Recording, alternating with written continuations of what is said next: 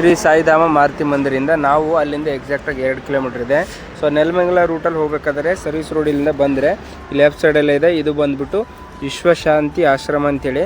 So ನಾವು ನೋಡಿಲ್ಲ, ನಾವು ಎಕ್ಸ್ಪ್ಲೋರ್ ಮಾಡಬೇಕಂತೇಳಿ ಒಳಗಡೆ ಹೋಗ್ತಾ ಇದ್ದೀವಿ. ಸೊ ಇವಾಗ 20 ರೂಪೀಸ್ ಕೊಟ್ಟು ನಾವು ಇವಾಗ ಎಂಟ್ರೆನ್ಸ್ ತೊಗೊಂಡಿದ್ದೀವಿ. ಸೊ ಒಳಗಡೆ ಏನೇನಿದೆ ಅನ್ನೋದನ್ನು ಪ್ರತಿಯೊಂದನ್ನು ಹಂತವಾಗಿ ನಿಮಗೆ ತೋರಿಸುವಂಥ ಪ್ರಯತ್ನ ಮಾಡ್ತೀವಿ. ಸೊ ಬನ್ನಿ ಒಳಗಡೆ ಏನಿದೆ ಅಂತ ನೋಡೋಣ. ಬನ್ನಿ ನೋಡೋಣ ಒಳಗಡೆ ಹೇಗಿದೆ ಅಂತ. ಸೊ ಅದಕ್ಕೆ ನೀವು ಸಾಧ್ಯವಾದರೆ ಇಲ್ಲಿ ಒಂದು ಸರ್ತಿ ವಿಸಿಟ್ ಮಾಡಿ. ಯಾಕಂತಂದರೆ ಇದೊಂದು ಆಶ್ರಮ ಅಲ್ವಾ, ಸದ್ಗುರು ಸಂತ ಕೇಶವ ದಾಸ. ಸೊ ಅದಕ್ಕೆ ನಿಮಗೂ ಏನಾದರೂ ಸಾಧ್ಯವಾದರೆ ಭೇಟಿ ನೀಡಿ. ಯಾಕಂದರೆ ಇಲ್ಲೇ ಬೆಂಗಳೂರು ಹತ್ರನೇ ಇದೆ.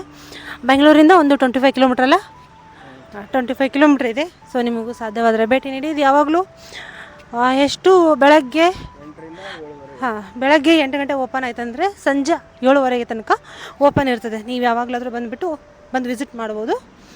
ಏನಪ್ಪ ಅಂತಂದರೆ ಶ್ರೀ ಪ್ರಸನ್ನ ದುರ್ಗಾದೇವಿ ಸನ್ನಿಧಿ ಅಂತ ಇದೆ ದೇವಸ್ಥಾನ. ಸೊ ಈ ಒಳಗಡೆ ಮೊದಲು ಈ ದೇವಸ್ಥಾನದಲ್ಲಿ ಹೋಗಿ ಬರೋಣ. ಈ ದೇವಸ್ಥಾನ ಹೆಂಗಿದೆ ಅಂತ ನಿಮಗೆ ತೋರಿಸ್ತೀನಿ. ಬನ್ನಿ ನೋಡೋಣ ಒಳಗಡೆ. ಶ್ರೀ ಪ್ರಸನ್ನ ದುರ್ಗಾದೇವಿ ಸನ್ನಿಧಿ ಅಂತ ಒಳಗಡೆ ನೋಡಿ ಯಾರೂ ಇಲ್ಲ. ಸೊ ಓಂ ನಮಃ ಶಿವಾಯ. ಯಾರೂ ಇಲ್ಲ, ತುಂಬ ಶಾಂತವಾಗಿದೆ ಸ್ಥಳ, ನೋಡ್ಬೋದು.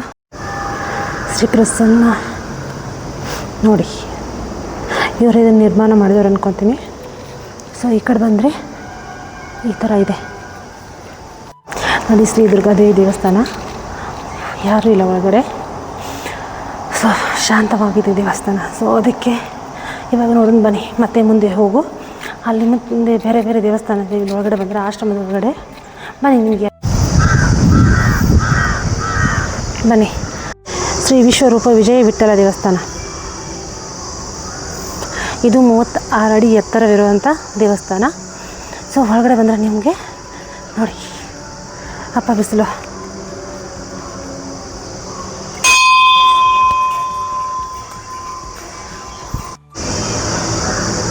ಏನಪ್ಪ ಅಂದರೆ ನಿಮಗೆ ಇವಾಗ ಒಂದು ವಿಶೇಷವಾದ ದೇವಸ್ಥಾನ ತೋರಿಸ್ತೀನಿ.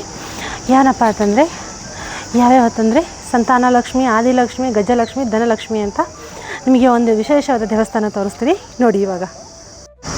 ಸೊ ಆದಿಲಕ್ಷ್ಮಿ, ಸಂತಾನಲಕ್ಷ್ಮಿ, ಅಲ್ಲಿ ಮುಂದೆ ಹೋದರೆ ಗಜಲಕ್ಷ್ಮಿ, ಅದು ಧನಲಕ್ಷ್ಮಿ. ಬನ್ನಿ ಇವಾಗ. ಆದಿಲಕ್ಷ್ಮಿ, ಸಂತಾನಲಕ್ಷ್ಮಿ, ಗಜಲಕ್ಷ್ಮಿ, ಧನಲಕ್ಷ್ಮಿ. ಸೊ 4 ದೇವಸ್ಥಾನಗಳು ಒಟ್ಟಿಗೆ ಇದ್ದಾವೆ, ನೀವು ನೋಡ್ಬೋದು. ಓಂ ನಮಃ ಶಿವಾಯ. ನೋಡಿ ಎಲ್ಲ ಒಟ್ಟಿಗೆ ಇರೋದ್ರಿಂದ ದೇವಸ್ಥಾನಗಳು ನೋಡಿ. ಶ್ರೀರಾಮ ನಾಮ ತಾರಕ್ ನಿಧಿ ಸ್ತೂಪ ಅಂತ. ಆ ಕಡೆ 4 ಲಕ್ಷ್ಮಿಗಳು ಒಟ್ಟಿಗೆ ಆದರೆ, ಸೊ ಈ ಕಡೆ ಇವಾಗ 4 ಜನ ಲಕ್ಷ್ಮಿ ಅಂದಿದ್ದಾರೆ. ಸೊ ನೀವು ನೋಡ್ಬೋದು. ಇವಾಗ ನಮಸ್ಕಾರ ಎಕ್ಸ್ಪ್ಲೇನ್ ಮಾಡ್ತಾರೆ ಕೇಳಿ. ಆ ಕಡೆ ನೋಡಿದಿರಲ್ಲ, ಆ ಕಡೆ 4 ಲಕ್ಷ್ಮಿ ಇದ್ದರು. ಈ ಕಡೆ ವಿಜಯ ವಿಠ್ಠಲ ದೇವಸ್ಥಾನದ ಈ ಕಡೆ ರೈಟ್ ಸೈಡ್ ಬಂದರೆ 4 ಲಕ್ಷ್ಮಿ ಇದ್ದಾರೆ. ಯಾರ್ಯಾರಂದರೆ ಧಾನ್ಯಲಕ್ಷ್ಮಿ ಕಾಣಿಸ್ತಿದೆಯಲ್ಲ, ಮೊದಲನೇದು ಧಾನ್ಯಲಕ್ಷ್ಮಿ. ಈ ಕಡೆ ಬಂದರೆ ವಿದ್ಯಾ ವೀಣಾಲಕ್ಷ್ಮಿ ಅಂತೇಳಿ. ಸೊ ನೋಡ್ಬೋದು ಎಷ್ಟು ಚೆನ್ನಾಗಿ ಮೂರ್ತಿ ಇದು ಮಾಡಿದ್ದಾರೆ ಅಂತೇಳಿ. ಸೊ ಈ ಕಡೆ 3ನೇದು ಬಂದುಬಿಟ್ಟು ನಿಮ್ಗೆ ದುಡ್ಡು ಆಸ್ತಿ ಅಂತಸ್ತಿ ಏನೋ ಜಾಸ್ತಿ ಬೇಕಂದರೆ ಐಶ್ವರ್ಯ ಲಕ್ಷ್ಮಿ ಅಂತಿದ್ದಾಳೆ. ಚೆನ್ನಾಗಿ ಬೇಡ್ಕೊಳ್ಳಿ, ಐಶ್ವರ್ಯನ ಕೊಡ್ತಾಳೆ. ಆಮೇಲೆ ಲಾಸ್ಟಿಗೆ ಬಂದುಬಿಟ್ಟು ವೀರಲಕ್ಷ್ಮಿ ಅಂತಿದೆ. ಸೊ ನೋಡ್ಬೋದು ಕೊನೆಯದಾಗಿರೋಂಥ ಸ್ಟ್ಯಾಚ್ಯೂದು ವೀರಲಕ್ಷ್ಮಿ ಅಂತೇಳಿ. ಸೊ ನೋಡಿ ಮೇಲ್ಗಡೆ ಕೆಳಗಡೆ ಎಷ್ಟು ಚೆನ್ನಾಗಿ ಮಾಡಿದ್ದಾರೆ. ಈ ಕಡೆ 4 ಲಕ್ಷ್ಮಿ, ಆಮೇಲೆ ಆ ಕಡೆ 4 ಲಕ್ಷ್ಮಿ, ಮಧ್ಯದಲ್ಲಿ ಇದು 36 ಅಡಿ ಎತ್ತರದ ವಿಜಯ ವಿಠ್ಠಲ ಒಂದು ಸ್ತಂಭ ಇದೆಯಲ್ಲ. ಸೊ ನೋಡಿ ಕೆಳಗಡೆ ಅವ್ರ ಪಾದನ ಹಿತ್ತಾಳೆಯಿಂದ ಮಾಡಿದ್ದಾರೆ. ಸೊ ನೋಡ್ಬೋದು. ಸೊ ಮೇಲೆ ಇದೆಯಲ್ಲ ತೋರ್ಸೋಕ್ಕಾಗ್ತಾಯಿಲ್ಲ, ಬಟ್ ತುಂಬ ಚೆನ್ನಾಗಿದೆ. ಲಕ್ಷ್ಮಿ ಬೇಕು ಅಂದರೆ ವಿದ್ಯಾಲಕ್ಷ್ಮಿ ನಿಮಗೆ ಸಿಗ್ತಾರೆ, ನೋಡ್ತೀರಾ. ಧಾನ್ಯ ಲಕ್ಷ್ಮಿ ನೋಡ್ತೀರಾ. ಸೊ ಸ್ನೇಹಿತರೆ, ನೀವು ನೋಡ್ತಾ ಇದ್ದೀರಲ್ಲ, ಈ ಸ್ಟ್ಯಾಚು ಬಂದರೆ ಶ್ರೀ ವಿಶ್ವರೂಪ ವಿಜಯ ವಿಠ್ಠಲ ಸ್ಟ್ಯಾಚು ಇದೆಯಲ್ಲ, ಇದು 36 ಅಡಿ ಎತ್ತರ ಇದೆ. ಸೊ ನೋಡ್ಬೋದು ತುಂಬ ಬ್ಯೂಟಿಫುಲ್ ಆಗಿರುವಂಥ ಸ್ಟ್ಯಾಚು ಇದೆ. ಅದರ ಪಕ್ಕ ಇನ್ನೊಂದು ವಿಶೇಷತೆ ಏನೆಂದರೆ ರೈಟು ಲೆಫ್ಟು 2 ಇದ್ದಾವೆ. ಆ ಕಡೆ ಆದಿಲಕ್ಷ್ಮಿ, ಸಂತಾನಲಕ್ಷ್ಮಿ, ಗಜಲಕ್ಷ್ಮಿ, ಧನಲಕ್ಷ್ಮಿ ಆ ಕಡೆ ಇದ್ದರೆ, ಆಮೇಲೆ ಈ ಕಡೆ ಲೆಫ್ಟ್ ಸೈಡ್ ಬಂದುಬಿಟ್ಟು ವೀರಲಕ್ಷ್ಮಿ, ಐಶ್ವರ್ಯಲಕ್ಷ್ಮಿ, ವಿದ್ಯಾಲಕ್ಷ್ಮಿ ಪ್ಲಸ್ಸು ಧಾನ್ಯಲಕ್ಷ್ಮಿ ಅಂತೇಳಿ 4 ಲಕ್ಷ್ಮಿಗಳಿದ್ದಾರೆ. ಸೊ ನಿಮ್ಗೆ ಯಾವ್ಯಾವ ಲಕ್ಷ್ಮಿ ಬೇಕಂತೇಳಿ ನಿಮಗೆ ಬಂದು ನೀವು ಧಾನ್ಯಲಕ್ಷ್ಮಿ, ಧನಲಕ್ಷ್ಮಿ, ವಿದ್ಯಾಲಕ್ಷ್ಮಿ, ಆದಿಲಕ್ಷ್ಮಿ, ವರಲಕ್ಷ್ಮಿ ನಿಮ್ಗೆ ಯಾವ್ಯಾವ ರೀತಿ ಬೇಕಲ್ಲ ವರಗಳನ್ನ ಅವನ್ನ ಇಲ್ಲಿ ಬಂದು ಪಡ್ಕೊಂಡ್ರೆ ಕರುಣಿಸ್ಬೋದಂತ ನಂಬಿಕೆ ಇದೆ. ಸೊ ಬನ್ನಿ ನೀವು ಇಲ್ಲೊಂದು ಸಲ ವಿಸಿಟ್ ಕೊಟ್ಟು ದೇವರ ಅನುಗ್ರಹನ ಪಡ್ಕೊಳ್ಳಿ ಅಂತ ಹೇಳ್ತೀನಿ. ಇವಾಗ ಮುಂದೆ ಏನಪ್ಪ ಅಂತಂದರೆ ಇವಾಗ ಮುಂದೆ ಇಲ್ಲೊಂದು ಇದನ್ನಿದೆ, ಏನಪ್ಪ ಅಂದರೆ ಮಹಾಭಾರತದೊಂದು ಸ್ಟೋರಿ ಇದೆ. ಸೊ ಬನ್ನಿ ಇಲ್ಲಿ ಮಹಾಭಾರತದ ಸ್ಟೋರಿ ನೋಡೋಕೆ ಹೋಗೋಣ ಯಾವ ರೀತಿ ಇದೆ ಅಂತ. ಸೊ ನಿಮಗೂ ಸಹ ತೋರಿಸ್ತೀವಿ. ಸಪ್ತ ನದಿಗಳ ಅಂತ, ಈ ಸಪ್ತ ನದಿಗಳ ಬಗ್ಗೆ ಇವಾಗ ನಮ್ಮ ಸರ್ ಹೇಳ್ತಾರೆ. ಏನಂತ ಹೇಳಿ ಸರ್. ಸೊ ಸ್ನೇಹಿತರೆ, ಇಲ್ಲಿ ಕಾಣಿಸ್ತಾ ಇದೆಯಲ್ಲ ಈ ವಿಶ್ವಶಾಂತಿ ಆಶ್ರಮ ಒಳಗಡೆ ಬಂದ ತಕ್ಷಣ ಎಂಟ್ರೆನ್ಸಿಗೆ ಬಂದ ತಕ್ಷಣ ದೊಡ್ಡದಾಗಿರೋ ವಿಜಯ ವಿಠಲ ಸ್ಟ್ಯಾಚು ನೋಡಿದ್ರಲ್ಲ. ಸೊ ಅದ್ರ ತಕ್ಷಣ ಒಳಗಡೆ 2ನೇ ವಿಸಿಟ್ ಬಂದುಬಿಟ್ಟು ಇಲ್ಲಿ ಸ್ಟ್ಯಾಚು ಕಾಣಿಸ್ತಾ ಇದೆಯಲ್ಲ, ಈ ಸ್ಟ್ಯಾಚುದ ವಿಶೇಷತೆ ಬಂದು ಏನಂದರೆ ಸಪ್ತ ನದಿಗಳಂದ್ರೆ ಗೊತ್ತಿರ್ಬೋದಲ್ವ, ಈ ಗಂಗಾ, ಯಮುನಾ, ಸರಸ್ವತಿ, ಸಿಂಧು ಮತ್ತು ಕಾವೇರಿ ನದಿಗಳು. ಈ ಸಪ್ತ ನದಿ ನರ್ಮದಾ, ಈ ಸಪ್ತ ನದಿಗಳ ಸಂಕೇತವಾಗಿ ಈ 7 ನದಿಗಳ ಸಂಕೇತವಾಗಿ ಈ ಸ್ಟ್ಯಾಚ್ಯೂನ ಮಾಡಿದ್ದಾರೆ. ಇವು 7 ನದಿಗಳು ಭಾರತದ ಪವಿತ್ರ ನದಿಗಳಂತ ಪರಿಗಣಿಸ್ತಾರೆ. ಸೊ ಹಂಗಾಗಿ ಈ 7 ಸಪ್ತ ನದಿಗಳ ಸಂಕೇತವಾಗಿ ಈ ಸ್ಟ್ಯಾಚ್ಯೂಗಳನ್ನ ಇಷ್ಟು ಅದ್ಭುತವಾಗಿ ನಿಲ್ಲಿಸಿದ್ದಾರೆ, ನೋಡ್ಬೋದು. ಸಪ್ತ ನದಿಗಳು, ಈ ನದಿಗಳು ಯಾವ್ಯಾವ ಅಂತಂದ್ರೆ ಭಾರತದ 7 ಪವಿತ್ರ ನದಿಗಳು. ಎಡದಿಂದ ಬಲಕ್ಕೆ ಗಂಗಾ, ಯಮುನಾ, ಗೋದಾವರಿ, ಸರಸ್ವತಿ, ನರ್ಮದಾ, ಸಿಂಧು ಮತ್ತು ಕಾವೇರಿ ಸಪ್ತ ನದಿಗಳಂತ ಇವುಗಳನ್ನು ಹೇಳ್ಬೋದು. ಭಾರತದ ಪವಿತ್ರವಾದ ನದಿಗಳಂತ. ಎಲ್ಲ ಹೆಣ್ಮಕ್ಳ ಹೆಸರಲ್ಲೇ ಇದೆ. ಇಲ್ಲಿ ನೋಡಿ, ಕೃಷ್ಣ ಮತ್ತು ಅರ್ಜುನನ ಒಂದು ಸ್ಟೋರಿ. ಮಹಾಭಾರತದ ಯುದ್ಧ ನಡಿಬೇಕಾದ್ರೆ ಇದೊಂದು ಚಿಕ್ಕದಾಗಿ ಒಂದು ಸ್ಟೋರಿ ಹೇಳ್ತೀನಿ, ಕೇಳಿ.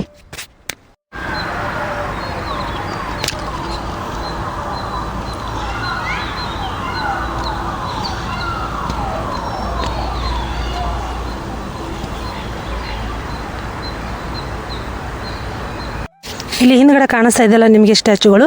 ಸೊ ಕೃಷ್ಣ ಮತ್ತು ಅರ್ಜುನನ ಮಧ್ಯೆ ಮಹಾಭಾರತದಲ್ಲಿ ನಡೆಯುವಂಥ ಒಂದು ಯುದ್ಧದ ಕಥೆ ಇದು. ಸೊ ನಿಮಗೆ ಒಂದು ಸ್ವಲ್ಪ ಚಿಕ್ಕದಾಗಿ ಹೇಳ್ತೀನಿ ಈ ಕಥೆನ. ಏನಪ್ಪ ಅಂತಂದರೆ ಕೃಷ್ಣನಿಗೆ ಅರ್ಜುನ ಕೇಳ್ತಾನಂತೆ, ಏನಪ್ಪ ಅಂತಂದರೆ ಯುದ್ಧ ಮಾಡುವಾಗ ನನಗೆ ಭಯ ಆಗ್ತಾಯಿದೆ ಅಂತ ಕೇಳ್ತಾನಂತೆ. ಅವಾಗ ಕೃಷ್ಣ ಹೇಳ್ತಾನೆ, ನೀನು ಯಾಕೆ ಭಯ ಪಟ್ಕೊತೀಯ, ನಾನು ಇದ್ದೀನಿ ಅಂತ. ಬಟ್ ಆದರೂ ಅರ್ಜುನ ಹೇಳ್ತಾನೆ, ನನಗೆ ಒಳಗೆ ಭಯ ಐತಿ, ನಾನು ಏನು ಮಾಡಲಿ ಅಂತ. ಅದಕ್ಕೆ ಕೃಷ್ಣ ಹೇಳ್ತಾನೆ, ಭಯ ಪಟ್ಟರೆ ಯುದ್ಧ ಆಗೋದಿಲ್ಲ, ನಾವು ಯುದ್ಧ ಮಾಡೋಕ್ಕೆ ಬಂದಿದ್ವಿ ಅಂದಮೇಲೆ ಭಯ ಎಲ್ಲ ಬಿಡು, ನಾನಿದ್ದೀನಿ, ನೀನು ನೇರವಾಗಿ ಯುದ್ಧ ಮಾಡು, ನೀನು ಹೊಡಿ, ನಾನು ಇದ್ದೀನಿ ಅಂತ ಹೇಳಿದಾಗ ಅವಾಗ ಅರ್ಜುನ ಹೇಳ್ತಾನೆ ಆಯಿತು ಅಂತ ಯುದ್ಧ ಅವಾಗ ಬಾಣವನ್ನು ಬಿಡ್ತಾನೆ ಅಂತೆ. ಸೊ ಆ ಕಾರಣಕ್ಕೆ ಮಹಾಭಾರತದಲ್ಲಿ ಬರುವಂಥ ಒಂದು ಕತೆ ಇದು. ಕತೆ ಅನ್ನೋಕ್ಕಿಂತ ಈ ಸ್ಥಳಕ್ಕೆ, ಯಾಕಂದರೆ ಇಲ್ಲಿ ನೀವು ಪ್ರತಿಯೊಂದು 7 ಸಪ್ತ ನದಿಗಳ ಬಗ್ಗೆ ತಿಳ್ಕೊಬೋದು, ಮತ್ತು ನಿಮಗೆ ಅಲ್ಲಿ ಮಹಾಭಾರತದ ಬಗ್ಗೆ ತಿಳ್ಕೊಬೋದು. ಅದು ಅಲ್ಲ, ವಿಜಯ ವಿಠಲನ ಬಗ್ಗೆ ತಿಳ್ಕೊಬೋದು, ಮಂದಿರ ಅಂತ ಹೇಳ್ಬಿಟ್ಟು. ಮತ್ತು ಧನಲಕ್ಷ್ಮಿ ಎಲ್ಲ ಲಕ್ಷ್ಮಿಗಳ ಬಗ್ಗೆ ದೇವಸ್ಥಾನಗಳಿದ್ದಾವೆ. ಸೊ ಪ್ರತಿಯೊಂದನ್ನು ನೀವು ಇಲ್ಲಿ ವಿಸಿಟ್ ಮಾಡಿದಾಗ ಸೊ ನಿಮಗೆ ಇಲ್ಲಿ ತುಂಬ ಸಖತ್ತಾಗಿದೆ. ಸೊ ಅದಕ್ಕೆ ಎಂಟ್ರೆನ್ಸ್ ಟಿಕೆಟ್ ಬರೀ 20 ರುಪೀಸು. ಅದರಿಂದ ಇಲ್ಲಿ ಮುಂದೆ ಬಂದರೆ ಮಹಾಭಾರತ ಬಗ್ಗೆ ನೀವು ತಿಳ್ಕೊತೀನಿ ಅಂದರೆ ಇಲ್ಲಿ ಮತ್ತೆ 20 ರುಪೀಸು. ಟೋಟಲ್ಲು ಒಬ್ಬೊಬ್ಬರಿಗೆ ಇಬ್ಬರು ಕೊಡಿಸಿ 40 ರುಪೀಸ್ ಇದೆ ಟಿಕೆಟು.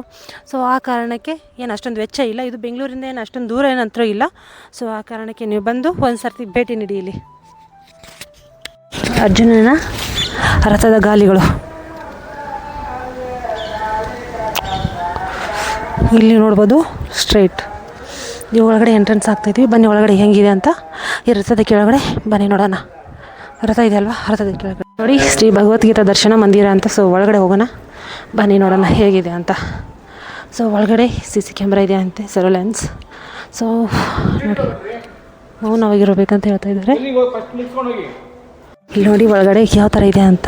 ಸೊ ಶಬ್ದ ಮಾಡೋದಿಲ್ಲ ಅಂತ ಹೇಳಿದ್ದಾರೆ. ಸೊ ಆದರೂ ನಾವು ಇದು ಮಾಡ್ತಾಯಿದ್ದೀವಿ, ವಿಡಿಯೋ ಮಾಡ್ತಾಯಿದ್ದೀನಿ ನೋಡಿ, ನಿಮಗೋಸ್ಕರ ಮಾಡ್ತಾಯಿದ್ದೀನಿ ನೋಡಿ. ಒಳಗಡೆ ಎಷ್ಟು ಸಖತ್ತಾಗಿದೆ ಅಂತ ನೋಡ್ಬೋದು.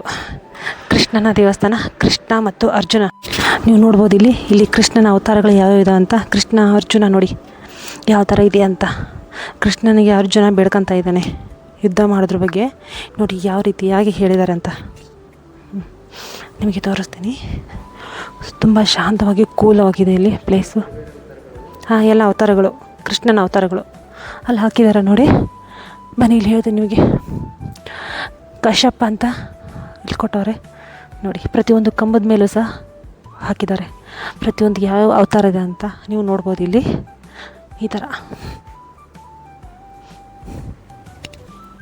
ಇವಾಗ ನೀವು ನೋಡ್ತಾ ಇದ್ದೀರ ಹಿಂದ್ಗಡೆ ಕೃಷ್ಣನ ಅವತಾರಗಳು ಎಷ್ಟೊಂದಿದೆ ಅಂತ, ಕೃಷ್ಣನ ಅವತಾರಗಳನ್ನು. ಸೊ ನೀವು ಮಿಸ್ ಮಾಡಬೇಡಿ, ಒಂದು ಸರ್ತಿ ಬಂದು ನೋಡಿ, ಯಾಕಂದರೆ ತುಂಬ ಸಖತ್ತಾಗಿದೆ, ಅದ್ಭುತವಾಗಿದೆ. ಇಲ್ಲಿ ನಮ್ಗೆ ಹೇಳೋಕ್ಕಾಗ್ತಿಲ್ಲ, ಸೊ ಅಷ್ಟೊಂದು ಚೆನ್ನಾಗಿದೆ. ಸೊ ನೀವು ಸಹ ಒಂದು ಸರ್ತಿ ಬಂದು ನೋಡಿ ಇಲ್ಲಿ ಹೇಗಿದೆ ಅಂತ. ನೀವು ನೋಡಿದ ಮೇಲೆ ಗೊತ್ತಾಗುತ್ತೆ ನೋಡಿ ಯಾವ ರೀತಿ ಇದೆ ಅಂತ ಹಿಂದುಗಡೆ. ಸೊ ಇವಾಗ ನಾವು ಹೇಳಿದರೆ ನಿಮ್ಗೆ ಅಷ್ಟೊಂದು ಸ್ಯಾಟಿಸ್ಫ್ಯಾಕ್ಷನ್ ಆಗೋದಿಲ್ಲ. ಸೊ ನೀವು ನೇರವಾಗಿ ಬಂದು ನೋಡಿದಾಗ ಸೊ ನಿಮಗೆ ಗೊತ್ತಾಗುತ್ತೆ. ಒಂದು ಸರ್ತಿ ಬಂದು ನೋಡಿ ವಿಸಿಟ್ ಮಾಡಿ ಈ ಪ್ಲೇಸ್ಗೆ. ಕೃಷ್ಣ ಹೇಳ್ತಾನಲ್ವ ಅರ್ಜುನನಿಗೆ, ಭಯ ಬಿಡು, ಭಯ ಬಿಟ್ಬಿಟ್ಟು ನೋಡು ಒಂದು ಸರ್ತಿ ಅಂತ. ಸೊ ಅದಕ್ಕೆ ನೀವು ಭಯ ಬಿಟ್ಬಿಟ್ಟು ಒಂದು ಸರ್ತಿ ಬಂದು ನೋಡಿ ಹೇಗಿದೆ ಅಂತ. ನೋಡಿ ಈ ಕಂಬದ ಮೇಲೆ ವಿಶ್ವಾಮಿತ್ರನ ಫೋಟೋಸ್. ಬಂದ್ಬಿಟ್ಟು ಗೌತಮ್ ಅಂತ ನೀವು ಜಮದಗ್ನಿ ಅವ್ರದ್ದು ಸ್ಟ್ಯಾಚು. ಏನಂತಂದರೆ ಇಲ್ಲಿ ಸುತ್ತಗಟ್ಟೆ ಎಷ್ಟು ಕಂಬಗಳಿದೆ ನೋಡಿ. ಎಲ್ಲ ಕಂಬದ ಮೇಲೆ ಪ್ರತಿಯೊಬ್ಬೊಬ್ಬರದ್ದು ಮಹಾಭಾರತದಲ್ಲಿ ಬರುವಂತಹ ಪ್ರತಿಯೊಬ್ಬರದ್ದು ಒಂದೊಂದು ಸ್ಟ್ಯಾಚು ಮತ್ತು ಅವ್ರದ್ದು ಇತಿಹಾಸವನ್ನು ಬರೆದಿದ್ದಾರೆ. ಸೊ ನೀವು ಸಹ ನೋಡ್ಬೋದು. ಒಳಗೆ ಭಯವೈತಯ್ಯ ನಮ್ಮ ಶ್ರೀಕೃಷ್ಣನ ರಥ. ಅಲ್ಲೊಂದು ಇದೆ, ಯಾವುದದು ಸದ್ಗುರು ಸಂತ ಕೇಶವ. ಇಲ್ಲಿ ನೋಡಿ ಸದ್ಗುರು ಸಂತ ಕೇಶವ ದಾಸ ಭವನ ಮಂದಿರ ಅಂತ. ಬನ್ನಿ ಒಳಗಡೆ ಹೋಗೋಣ ಹೆಂಗಿದೆ ಅಂತ. ಓಂ ನಮಃ ಶಿವಾಯ. ವಾವ್, ಇವರೇ ಇದನ್ನು ಸ್ಥಾಪನೆ ಮಾಡಿದಾರೆ ಅನ್ಕೋತೀನಿ.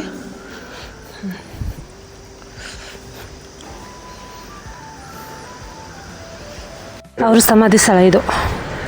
ಸೊ ಇವರು ಬಂದು ಸದ್ಗುರು ಸಂತ ಕೇಶವದಾಸ್ ಅಂತೇಳಿ. ಈ ಕಡೆ ಬಂದರೆ ಅವರು ಸ್ಟ್ಯಾಚು ಇದೆ, ಅದರ ಸ್ಟ್ಯಾಚು ಪಕ್ಕನೇ ಇಲ್ಲಿ ಕಾಣಿಸ್ತಾ ಇದೆಯಲ್ಲ ಈ ಫೋಟೋ ಇದೆ ನೋಡಿ. ಟೋಟಲಾಗಿ ಹೇಳಬೇಕಂದ್ರೆ ಒಂದು ದಿವಸ ನಿಮ್ಮ ಫ್ಯಾಮಿಲಿ ಸಮೇತ ನೀವು ಬಂದು ಈ ಪ್ಲೇಸಿಗೆ ವಿಸಿಟ್ ಮಾಡ್ಬೋದಂಥ ಸ್ಥಳ ಆಗಿದೆ. ಸೊ ತುಂಬ ಚೆನ್ನಾಗಿದೆ. ಸೊ ನಿಮ್ಗೇನಾದರೂ ಒಂದು ದಿವಸ ಪ್ಲ್ಯಾನ್ ಏನಾದರೂ ಇದ್ದರೆ ಖಂಡಿತವಾಗಿ ನೆಲಮಂಗಲ ಹೋಗ್ತೀವಲ್ಲ, ನೆಲಮಂಗಲ ಹೋಗೋ ರೂಟಲ್ಲೇ ಲೆಫ್ಟ್ ಸೈಡಲ್ಲಿ ಸರ್ವಿಸ್ ರೋಡಲ್ಲಿ ಬಂದರೆ ಶ್ರೀ ಸಾಯಿಧಾಮ್ ಮಾರುತಿ ಮಂದಿರಿಂದ 2.5 to 3 ಕಿಲೋಮೀಟ್ರ್ ಆಗುತ್ತೆ. ಖಂಡಿತ ನೀವು ಒಂದ್ಸಲ ಇಲ್ಲಿಗೆ ಭೇಟಿ ಕೊಡಿ. ಮತ್ತೆ ಮುಂದಿನ ಪ್ಲೇಸಲ್ಲಿ ಸಿಗ್ತೀವಿ. ಸೊ ಇನ್ನು ಇಲ್ಲಿವರೆಗೂ ನಮ್ಮ ಫ್ಲೈಯಿಂಗ್ ಬರ್ಡ್ಸ್ ಚಾನಲ್ಗೆ ಯಾರು ಸಬ್ಸ್ಕ್ರೈಬ್ ಆಗಿಲ್ಲ, ಸೊ ಸಬ್ಸ್ಕ್ರೈಬ್ ಮಾಡಿ. ನಿಮ್ಮ ಸಬ್ಸ್ಕ್ರೈಬ್ ಮಾಡೋದ್ರಿಂದ ನಮ್ಮ ಒಳ್ಳೊಳ್ಳೆ ವೀಡಿಯೋ ಮಾಡೋಕ್ಕೆ ಅನುಕೂಲ ಆಗುತ್ತೆ, ಬೂಸ್ಟ್ ಕೊಟ್ಟಂಗಾಗುತ್ತೆ. ಸೊ ಹಂಗಾಗಿ ನಮ್ಮ ಚಾನಲ್ಗೆ ಇನ್ನೂ ಈ ವಿಡಿಯೋ ಯಾರ್ಯಾರು ನೋಡ್ತಾ ಇದ್ದೀರಲ್ಲ ದಯವಿಟ್ಟು ಸಬ್ಸ್ಕ್ರೈಬ್ ಆಗಿ ಶೇರ್ ಮಾಡಿ. ಸೊ ನೆಕ್ಸ್ಟ್ ಮುಂದಿನ ವಿಡಿಯೋದಲ್ಲಿ ಸಿಗೋಣ. ಇದಕ್ಕೆ